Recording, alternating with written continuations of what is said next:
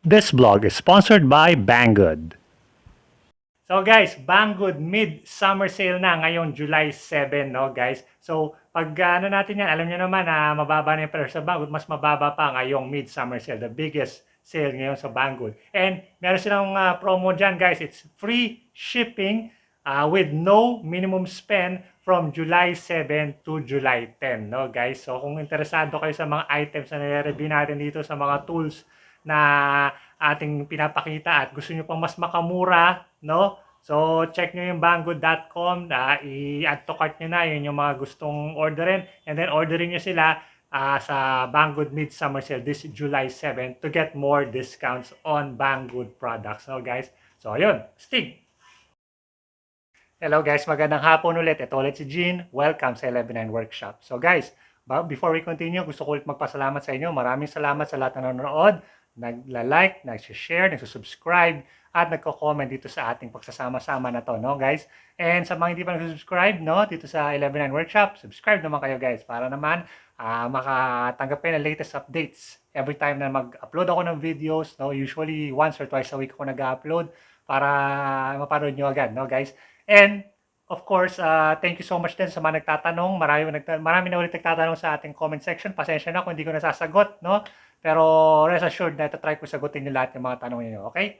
Okay, so ngayon, tool review ulit tayo. So sabi ko sa inyo, tuloy-tuloy yung mga tool reviews natin. Wala pa rin tayong projects. Okay? Meron pala, yun, maliit lang. So hindi ko na binlagyan, madali lang mga project. Pero ngayon, mag-review ulit tayo ng isa naman tool mula sa ating mga kaibigan sa Banggood. So, tulad ng promise ko last time, di ba? Okay. So, last time na-review natin yung kanilang brushless na impact or hammer drill. Yun na, nandun na sa aking lalagyan ng mga drills, no?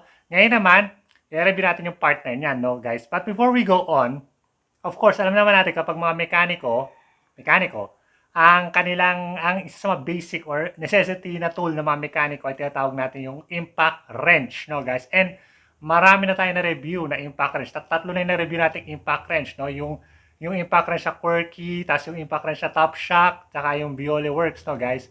Pero, sa mga DIYers or mga woodworkers pala, no, mas maganda or mas effective sa kanila hindi ay ang impact wrench, kundi ang tinatawag na impact screwdriver or impact driver, no, guys? And I have an example here.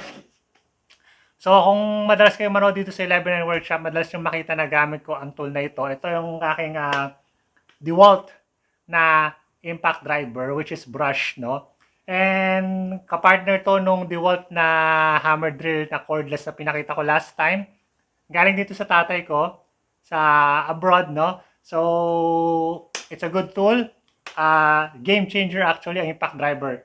Kung nag-screw kayo, at ang ginagamit nyo lang ay cordless drill para pang screw, no, guys. Once na nakagamit kayo ng impact driver, you will never go back. Hindi na kayo babalik sa cordless drill dahil talagang mas effective siya for screwing, no? Mas malakas yung kanyang torque, mas malakas yung kanyang power, mas mabilis siyang mag-screw kaysa doon sa mga cordless drills, no, guys. And it's actually a game changer tool, no? Mas bibilis yung trabaho mo kapag gumagamit ka ng impact driver kaysa sa cordless drill sa pag-screw, no, guys. However, may limitations din itong impact driver na to. Ito magandang tool to. I would definitely recommend this. If you have the money, bumili ka ng DeWalt, no, na impact driver, and it's excellent. Excellent talaga. Kaso itong binigay sa akin ng tatay ko, it's the basic model na impact driver ng DeWalt. Meron siyang variable speed. Variable speed trigger, 1/4 na hex chuck, no? So, lahat ng 1/4 na screw heads is kasya sa kanya. And of course, meron siya 20 volt na drill. Or na battery, 20 volt na DeWalt battery. And for what I do, okay na siya, guys. Pero syempre, I still want more, no, guys?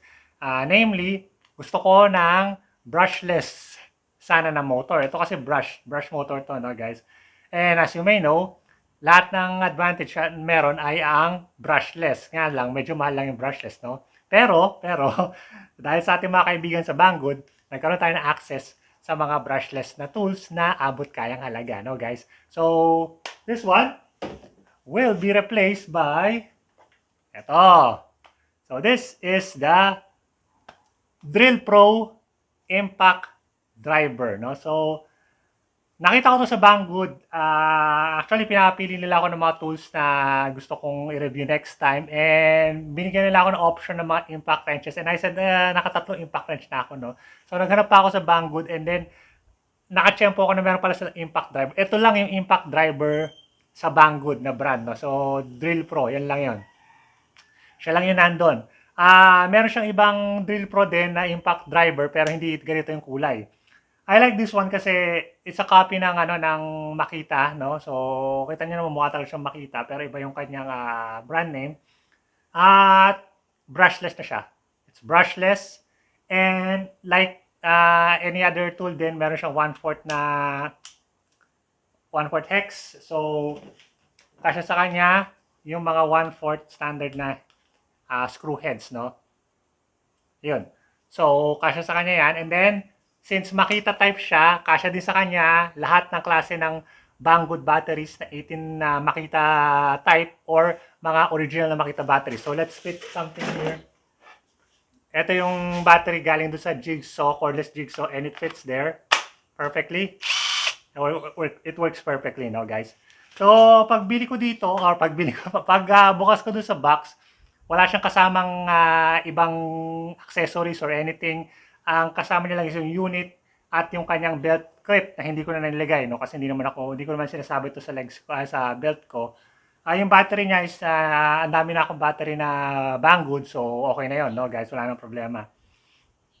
Tapos, guys, ang nagustuhan ko sa kanya, gusto ko dito sa Banggood na to, or sa impact driver to, sa Drillpro na to, is siya yata yung tool sa Banggood na pinaka-honest, no?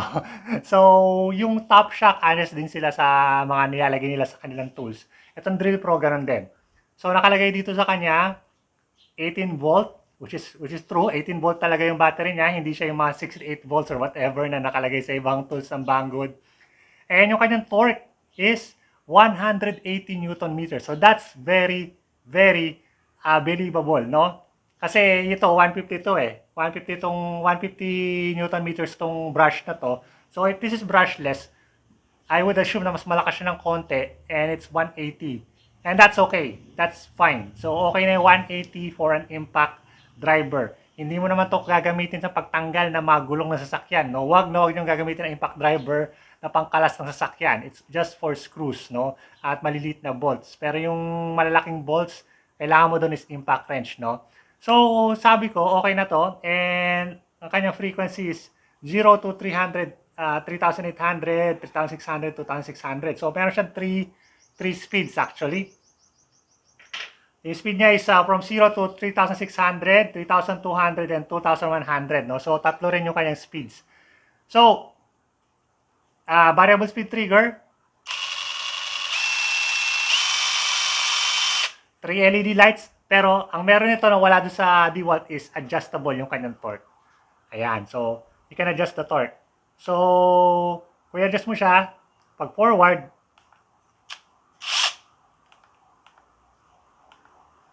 teka lang. Yan. So, ito yung pinakamabagal niya.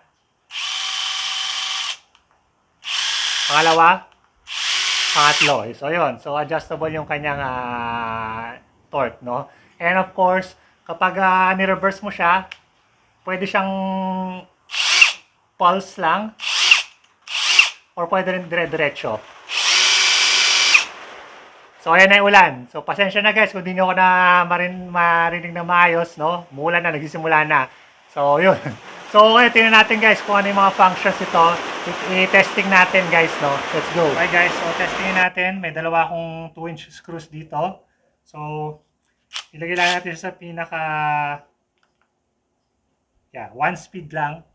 So, yung pinakababa niyang torque.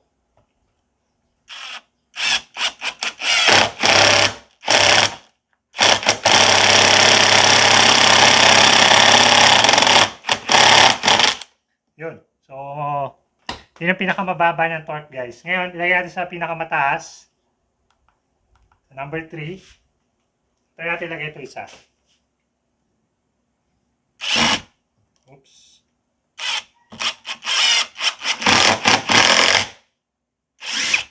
Yun. So, makita nyo guys, ang lakas ng torque niya. And I think, yeah, naputol yung ulo ng screw. So, sa lakas ng torque niya, naputol niya yung ulo ng screw. Yung naputol niya. Itong isa,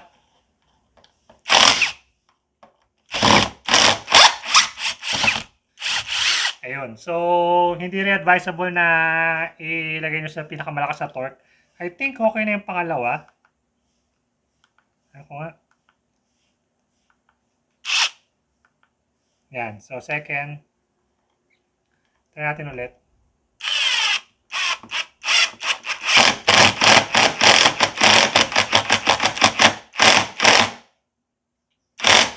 Yun. So, that's enough.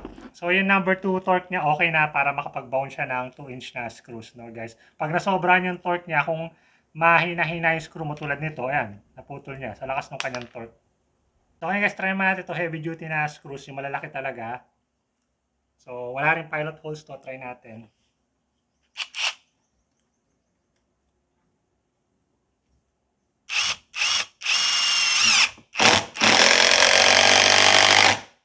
Yeah, no problem sa kanya guys. Sandali lang niyang may bound yung screws na yan. No? So, lagyan natin sa pinaka-low na torque. Tingnan natin kung kaya niya.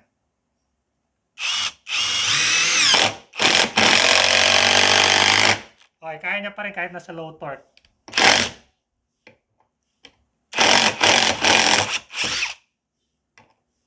Oops, kumakabuse. Ngayon, lagyan natin sa pinakamataas. High torque.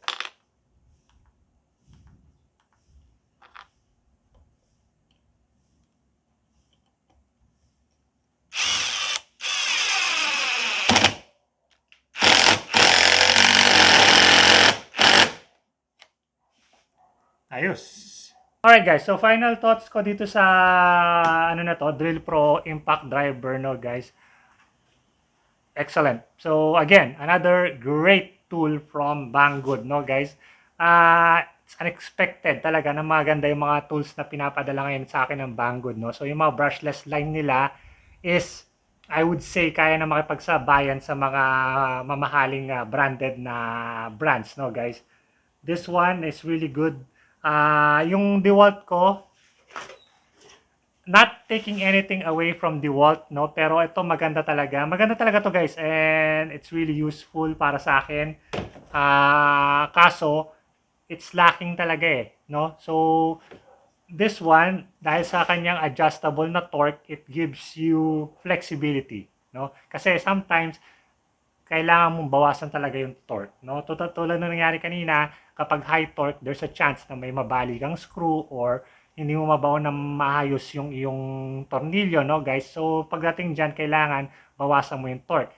Ito, hindi mo mabawasan yung torque, mabawasan mo lang yung speed, pero not the torque. This one, you can adjust yung kanyang torque para sa ginagawa mo, guys. For example, ayan, yung mga cabinets na ganyan, yung ma-install ko sa wall, hindi kasi ang ginagamit ko screw dyan is yung flat na screw. And yung flat na screw na yun is medyo sensitive siya kasi luma na siya, no? Galing pa yun sa stock ng tatay ko. So, hindi ko magamit sa kanya na maayos itong impact driver na to. Ginagamit sa kanya Cordless drill. But this one, I can use this. Babaan ko lang yung torque, no? Ayun.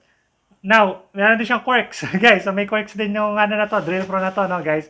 So, ang quirks niya, una-una, ayoko tong kanyang lalagyan ng screw. Medyo mahirap siyang ilagay at ibaon. Hindi katulad nun sa DeWalt na instant lang. Ito, medyo mahirap siya ng konti. No? Konti lang naman, no? So, pero okay na rin yan para hindi rin madaling matanggal yung kanyang bits. And next one is yung kanyang ilaw dito. Ito, so nakita nyo kanina nung nag-adjust ako nung kanyang torque, kinakapa ako pa kasi hindi ko, kasi tingnan yung kanyang ilaw. Nahirapan akong tingnan kasi pag umilaw siya, minsan sabay-sabay siyang iilaw. So medyo weird siya. So, pero pag tingnan mo buti, yun, yung light nasa baba, sa taas. So, hindi siya ganun kagandang pagkagawa. But that's what you'd expect, no? It's not perfect, di ba? It's a cheap tool, so meron talaga mga quirks na ganyan, no, guys? Pero yun lang yung nakita ko sa kanyang quirks. Overall, it's really awesome. brushless, walang sparks, walang carbon sparks. Ang liwanag ng kanyang LED lights, no? Ito maliwanag din pero mas maliwanag to. Tapos yun nga, yung meron siyang pulse na reverse, parang yung mga impact wrench ng galing din sa Banggood, no? So, yeah. Performance-wise, no? And forma-wise, panalo to. So, mas maikli siya ng konti. Actually, hindi. Oh, yeah. Konting-konti lang ikli niya dito sa DeWalt, no?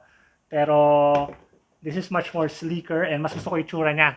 Mas maganda yung kanyang forma kaysa dun sa DeWalt, no? And yeah, so I think this will be a very good tool in the shop. Magiging asset to ng shop, no? And this will replace this one. Ito, re-retire ko na rin. Sa tatay ko kasi to, so retire ko na muna siya. Pahinga ko na muna siya. Matagal na yung service niya sa akin, so pahinga ka muna. Si Drillpro muna ang gagamitin ko lagi ngayon sa shop, no guys, para masanay din ako, no guys. And yeah, what I love about this one, again, katulad ng sabi ko kanina, very honest yung kanyang mga nakalagay. 180 Newton meters of torque, hindi siya sobrang exage, no? Hindi exage yung mga nakalagay sa kanya. So Drillpro, good job, no? Good job sa inyong pagiging honest, no? So pareho kayo ng Top Shock. So Drillpro and Top Shock yun yung pinakamagandang brands sa Banggood, no? So yung iba, mga ano lang, nameless brand, Viola Works yan, mga nameless na lang yan. So yung pinakamaganda talaga is yung Drillpro and Top Shock. Okay, so kung interesado kayo dito, guys, interesado ako sa brushless impact driver na ito, okay, nasa baba yung link. As usual, merong link sa Banggood sa baba. Andiyan din yung promo code na pwede nyong gamitin para makuha kayo ng discount. No, guys? So, that's awesome. And, yeah. So, marapit na rin pala yung 7/7 sale ng Banggood. So, meron pa tayo i-review, guys. I think, hindi pa nakarating eh. Pero I think next time may darating tayo na bago na namang cordless grinder, which is ngayon na 125 na na. So, 5-inch na grinder. Medyo malaki kaysa doon sa grinder na review natin last time. And meron din na tayong, tawag dito, cordless screwdriver na works na brand. No? So, that's branded screwdriver. And I told you, hindi ko ganong trip yung mga cordless screwdriver. Pero, why not? Diba? So, galing sa Banggood. So, review natin yan. And meron pala silang cordless na planer. Planer talaga. Pero, wala daw stock eh. So, maybe next month na yon. Pero, I will make sure na makakuha tayo at may review natin yun, no, guys. So, para mailagay na dito sa shop, okay? So, that's it, guys. Thank you so much for watching. I'll see you again next time. This is Gene from 11.9 Workshop. Adios!